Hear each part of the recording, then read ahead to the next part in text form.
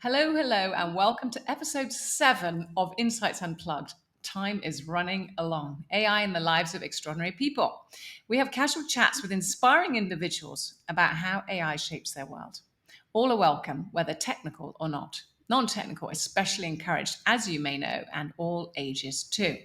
I'm thrilled to introduce Iris today. Iris is a beacon of innovation and support within the military community.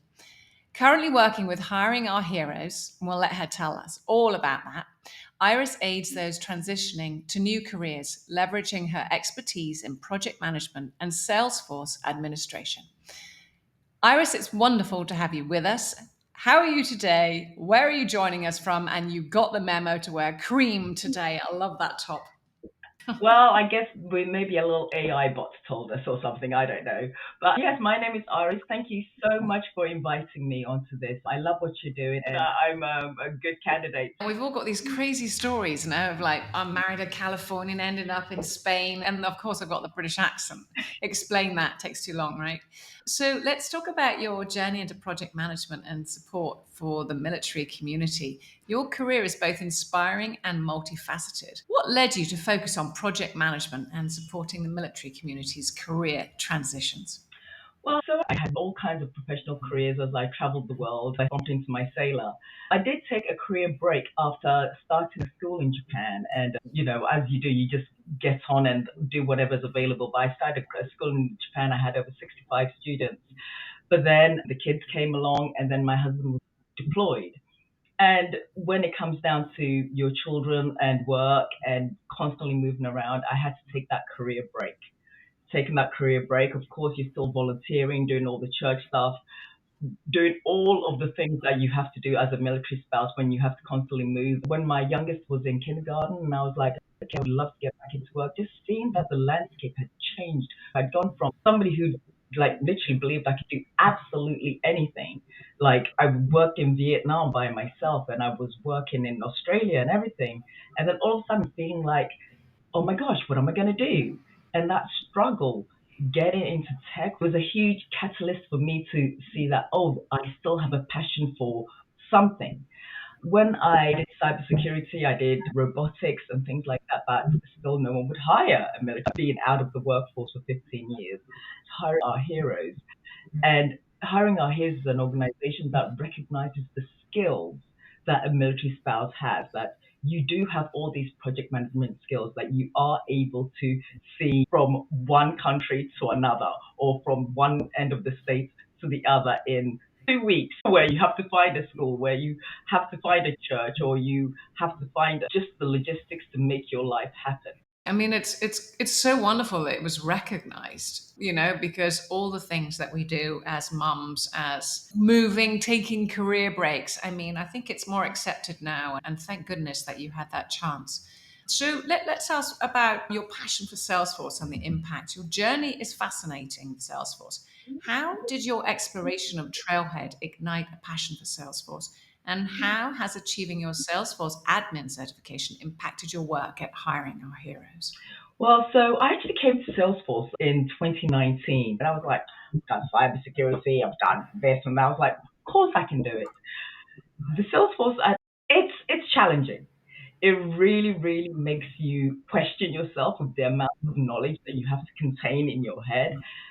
It's also a fascinating platform that you realize that how much you can do without having to code and building apps and igniting that you can problem solve and help businesses to succeed.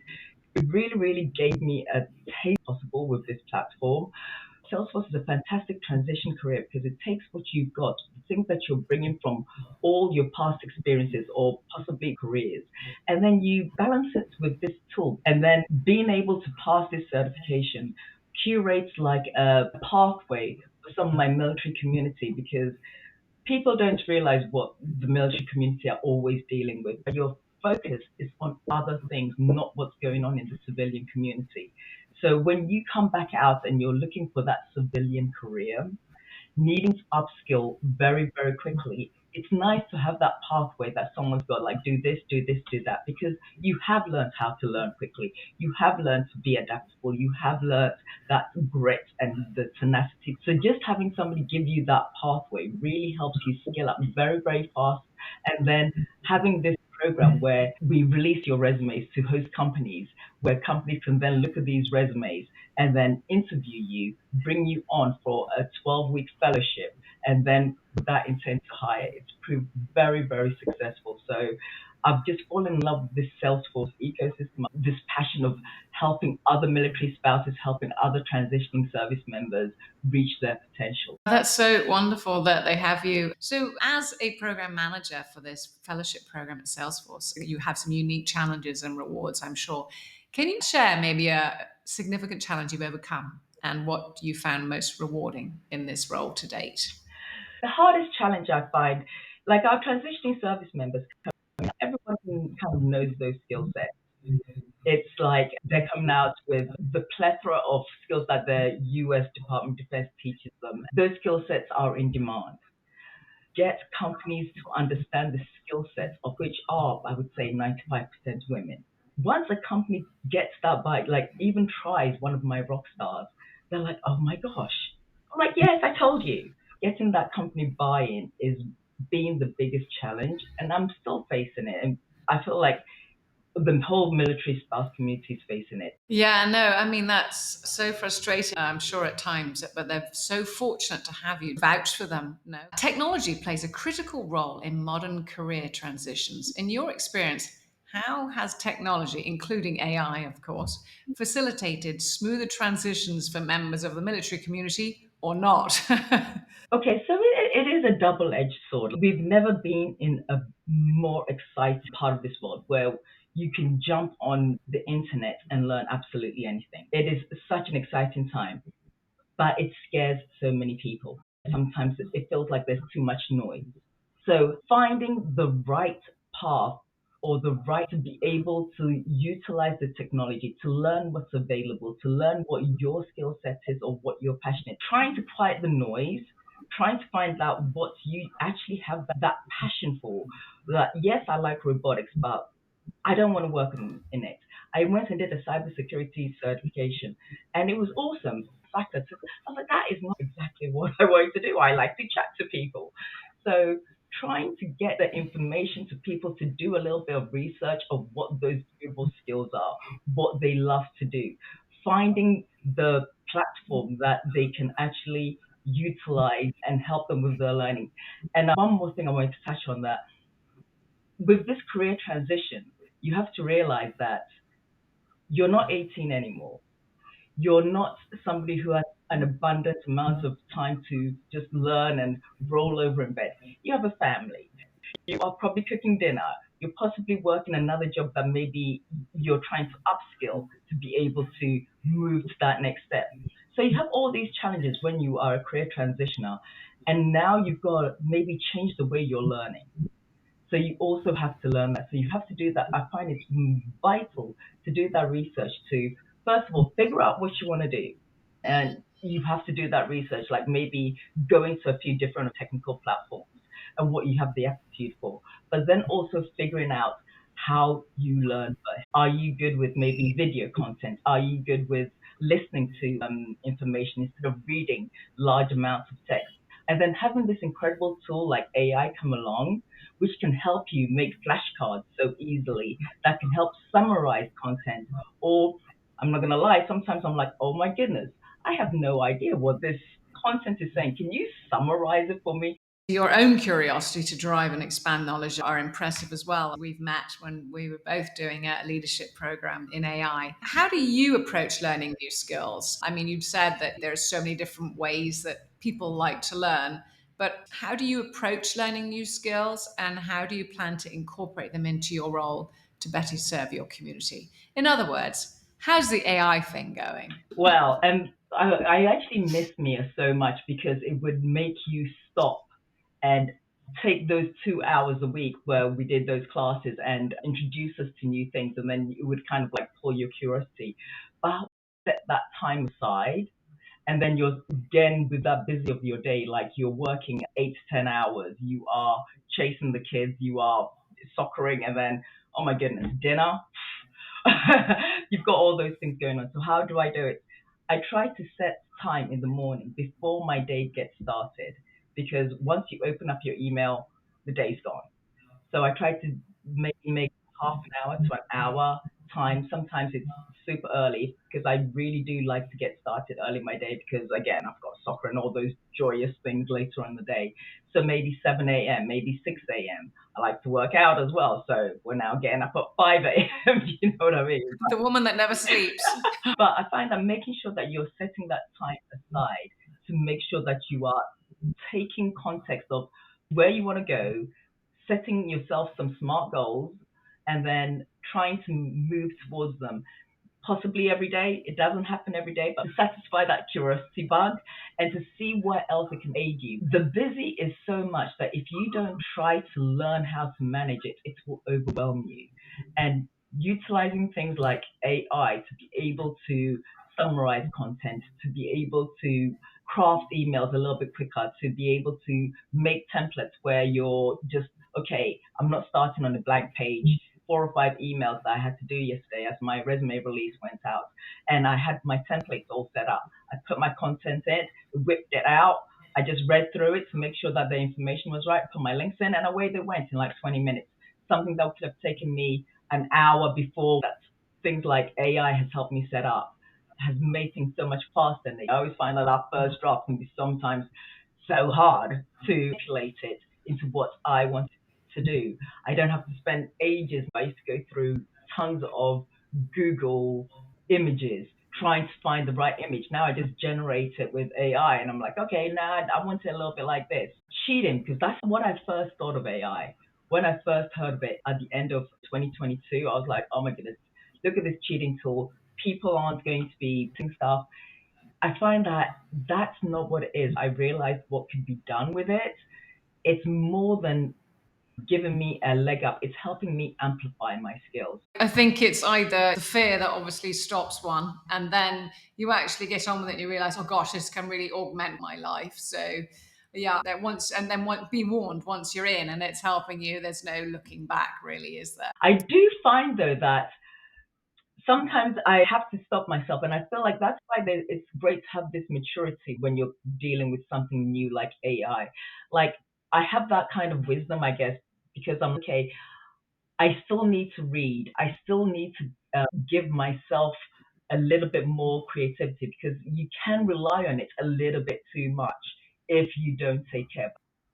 I completely agree. Yeah, it's really about that balance. And for me, I really know that I'm relaxing when I'm reading a book. Yeah. And I save that for the weekend. My happy place. I'm there and I'm out of this crazy, all the rest of it, what comes in the week and what's for dinner and stuff, which of course that still happens at the weekend. You remember what's for dinner, right? Oh, so your broad experience in different countries and cultures as well has undoubtedly influenced your work. Can you discuss how this diversity has enhanced your communication skills and ability to adapt to new challenges? Well, I've lived in how many continents? So Europe, Asia, Australia, Africa. I've lived in quite a few places. And one of the most interesting things it has helped me realize is we're all the same. There is another Claire in Vietnam. There is another Iris in Malaysia.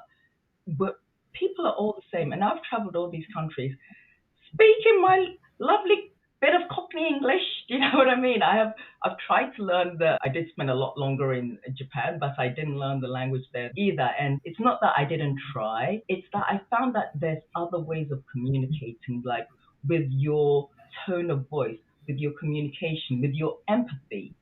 There's so many different levels for humans to communicate and to reach another and giving each other the benefit of the doubt.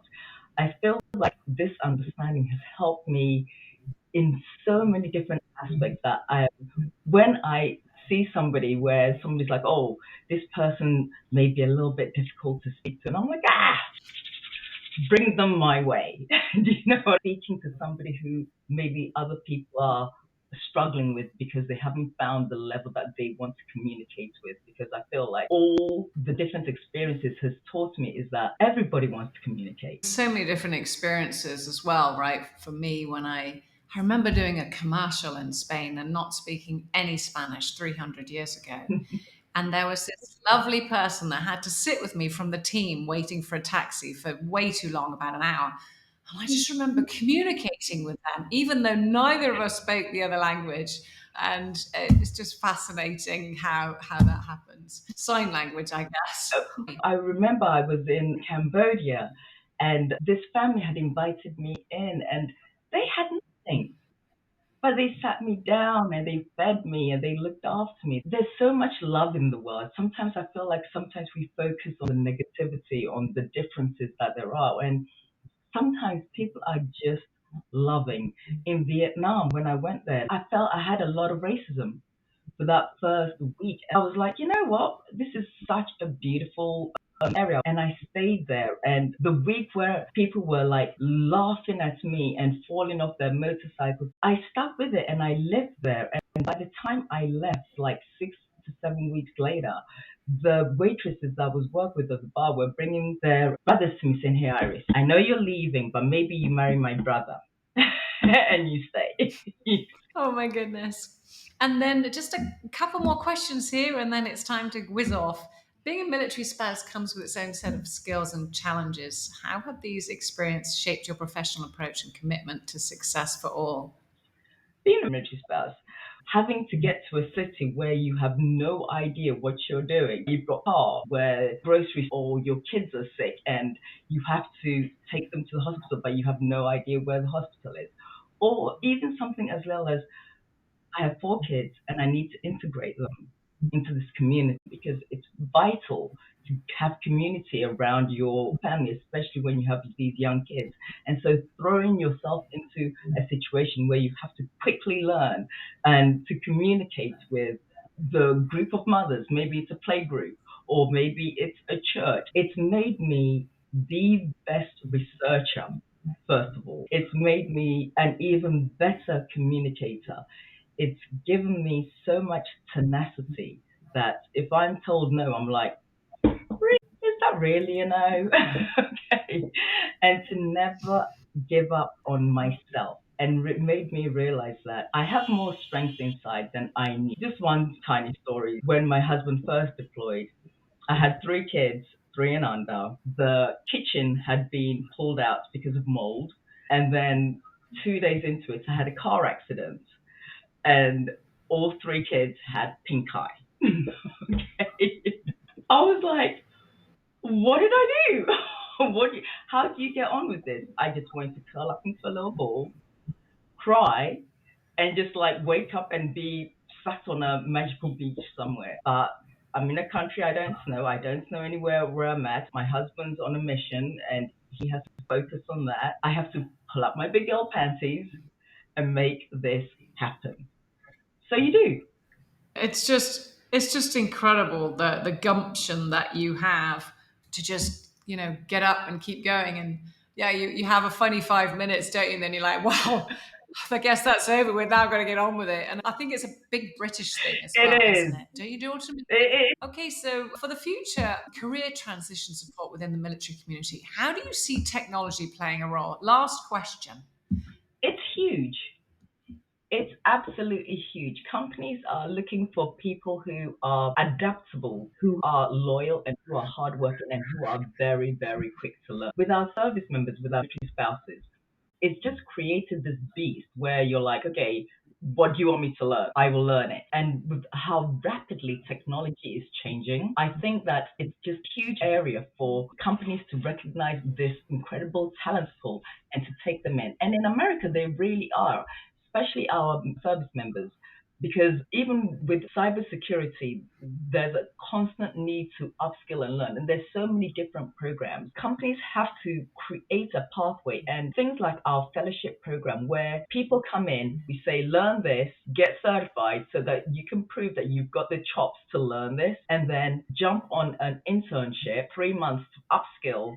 Those are the kind of areas where companies can make the most use of our military community in this new technology age, because things are changing so fast and you can't keep on hiring people who are fresh out of college for it. Because the people who are coming out fresh out of college with your computer science degrees, and trust me, I want them to hire those people still because my sons are huge into computers at the moment. So I definitely want them to hire that skill set coming straight out of college. But you do need this more mature leadership talent, this more mature wisdom talent to help you navigate the technology as well as the world, I guess, or the relationships potential, which I feel like is being seen, but I feel like there's more that could be done to help navigate to make the most of the talents that is available. I think it's going to be something that is going to be forced as well because people are living longer, pensions are going to be moved further back.